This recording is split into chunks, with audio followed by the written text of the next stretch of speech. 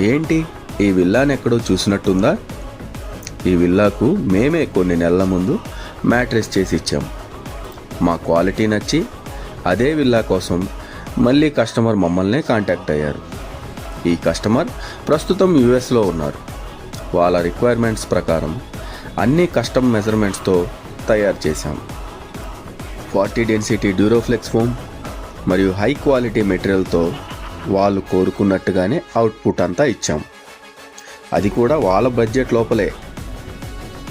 Final output ఎలా వచ్చిందో next వీడియోలో చూడండి.